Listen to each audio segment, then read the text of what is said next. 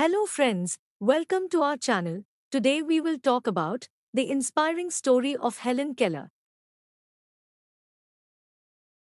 Helen Keller, 1880 to 1968, was an American author, political activist, and lecturer.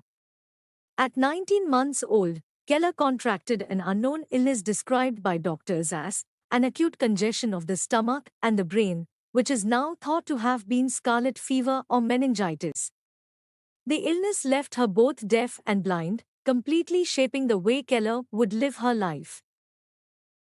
Living in Tuscumbia, Alabama, by the age of 7, Keller had already developed more than 60 home signs, self-developed gestures created in order to communicate, that she could use with her family. She also learned how to tell which person was walking into a room from the vibrations of their footsteps. Despite being blind and deaf, her family were determined she have the same opportunities as everyone else, and so in 1886, inspired by an account in Charles Dickens' American Notes of the Successful Education of a Deaf and Blind Woman, they sent Keller and her father Arthur H. Keller to find physician J. Julian Chisholm, an eye, ear, nose and throat specialist, for advice. After being told to get in touch with the Perkins Institute for the Blind, the school's director Michael Anagnos asked 20-year-old former student Anne Sullivan, herself visually impaired, to become Keller's instructor. It was the beginning of a 49-year-long relationship where Sullivan grew from governess to companion.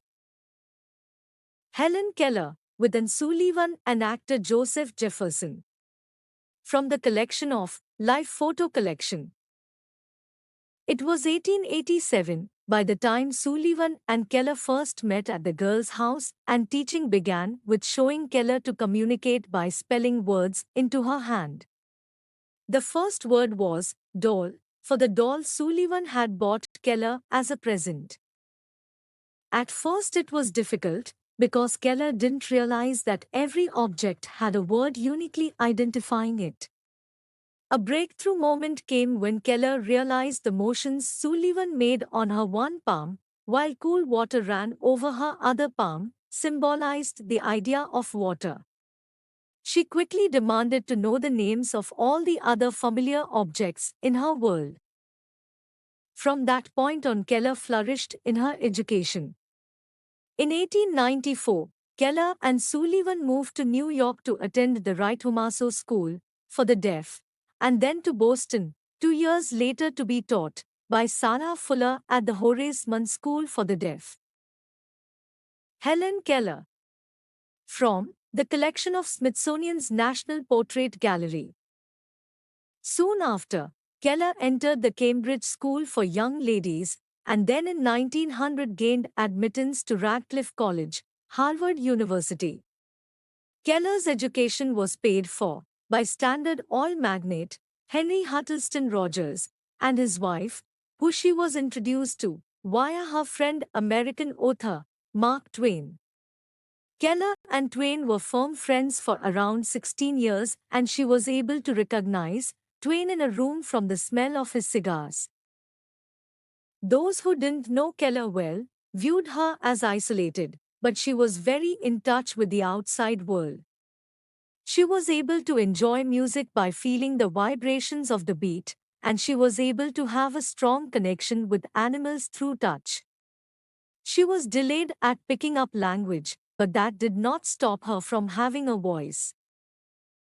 In 1904, at the age of 24, Keller was the first deafblind person to earn a Bachelor of Arts degree, and throughout her education she had learned to speak, leading her to give speeches and lectures on aspects of her life. Keller also learned to hear other people's speeches by reading their lips with her hands. She also became proficient at using Braille and reading sign language with her hands. After studying, Keller used her experiences and channeled them into becoming a speaker, an author, and she became an advocate for people with disabilities. She was also politically active and considered herself a suffragette, pacifist, and radical socialist, as well as a supporter of birth control. As a member of the Socialist Party, Keller actively campaigned and wrote in support of the working class from 1909 to 1921. Many of her speeches and writings were about women's right to vote and the impacts of war. Always trying to improve, she had speech therapy in order to have her voice heard better by the public. With her radical views, the Rockefeller press refused to print her articles, but she protested until her work was finally published. Keller also sought to make even more of a difference, and in 1915, aged 35, she and George A. Kessler founded the Helen Keller International Organization, which is devoted to research in vision, health, and nutrition. 5 years later, Keller went on to help found the American Civil Liberties Union, ACLU, a non-profit organization whose stated mission is to defend and preserve the individual rights and liberties guaranteed to every person in this country by the Constitution and laws of United States. Helen Keller, in sculptor Joe Davidson's studio studying the bust of reporter Ernie Pyle.